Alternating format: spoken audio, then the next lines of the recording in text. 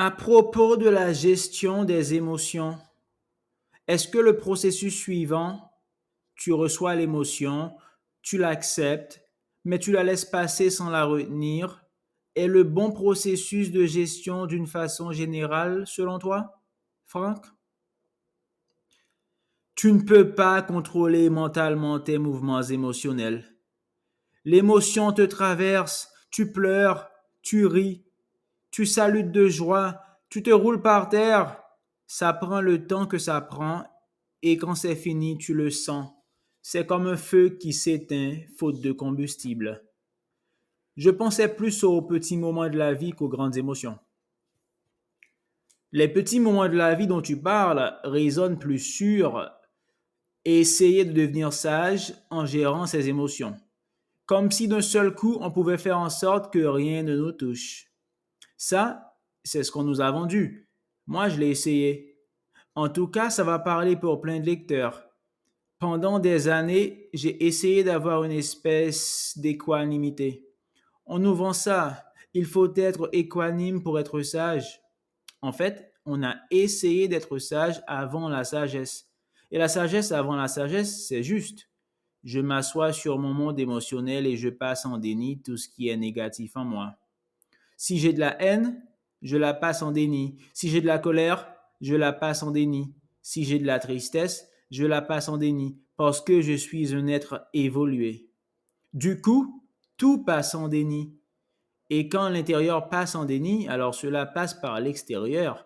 Tu te retrouves alors avec des gens colériques, déprimés, tout simplement parce que ton monde intérieur est posé en déni. Cela s'exprime à l'extérieur et tu te mets à rencontrer des gens enragés ou déprimés. En fait, ce sont tes sentiments sur lesquels tu t'es assis à ce moment-là. Je crois que l'attitude la plus sage est l'attitude de l'enfant.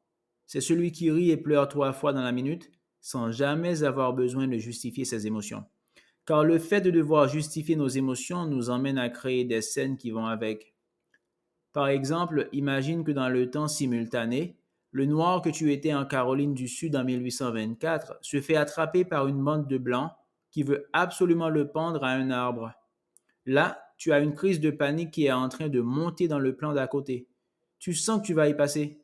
Tu es en train de cavaler dans ton champ de coton comme un dératé avec les chiens aux fesses.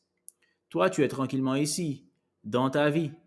D'un seul coup, à cause de ce que tu es en train de vivre dans le plan d'à côté, il y a une angoisse qui monte, une peur. Puis il y a le chien du voisin qui commence à aboyer. Tu sens que ça monte. Tu ne sais pas pourquoi. Tu as envie de te barrer. Tu as envie de crier au secours. Mais tu ne peux pas. Tu vas faire quoi? Tu vas inventer une scène. Tu vas inventer une scène pour justifier l'émotion qui vient d'arriver. Alors, dans le moment-là, tu vas écouter la radio, découvrir un truc dégueulasse et dire, tu te rends compte? Et te mettre à hurler, à pleurer parce que tu en as besoin. Mais tu auras inventé toute la scène. Juste parce qu'à côté, il y a un de tes trois qui est en train de subir une abomination. Ce dont on a besoin dans le moment, c'est de se laisser traverser par cette énergie qui d'un seul coup te prend de la tête aux pieds. Tu ne sais pas pourquoi, tu as envie de hurler, tu te roules en boule, tu pleures un coup et ça y est, tu l'as fait. Or, nous sommes éduqués à avoir une bonne raison. Parce que lorsqu'on a grandi et qu'on a pleuré, on nous a dit, pourquoi pleures-tu? Si on a une émotion qui n'est pas justifiée, on se dit qu'on est fou. Alors, on réfléchit. Pourquoi est-ce que je pleure? On se dépêche de trouver une raison extérieure qui justifie notre émotion. On finit par avoir des gens qui ont des problèmes émotionnels, qui regardent le ciel et disent, il y a des chemtrails, on nous spolie, on nous manipule, on nous fait du mal. Ils ont besoin de générer des réalités pour avoir l'autorisation de vivre leurs émotions de haine. Ça ne correspond à rien. Apprendre à vivre son émotion sans la justifier, c'est une idée incroyable. Si on arrive à le faire, c'est formidable. Par exemple, on t'appelle. Allô, tu viens manger une pizza avec nous ce soir à la maison? Toi, tu n'as pas envie. Tu as besoin de te délasser devant la télé. Que réponds-tu? Non merci, j'ai envie de fainéanter devant la télé. Non. Tu vas répondre non, je ne peux pas parce que... Et puis là, tu vas inventer. Tu n'as pas le droit de dire non.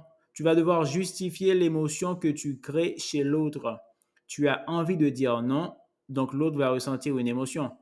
Parce que Hollywood nous a dit, si on vous dit non, sentez-vous malheureux. Si tu dis non, l'autre va se sentir malheureux. Il n'a pas le choix. Hollywood a dit qu'il devait se sentir malheureux. Il va répondre, ah bon, bah, ce n'est pas grave, en se sentant malheureux. Et toi, pour justifier que tu le rendes malheureux, il va falloir que tu inventes quelque chose. Et tu vas mentir. Parce que là, je suis crevé ou aujourd'hui j'ai passé une sale journée. Tu crées un faux alibi. Et après, tu feras l'expérience d'avoir de la toux, de te sentir mal, de recréer l'alibi, parce qu'il te sera devenu nécessaire.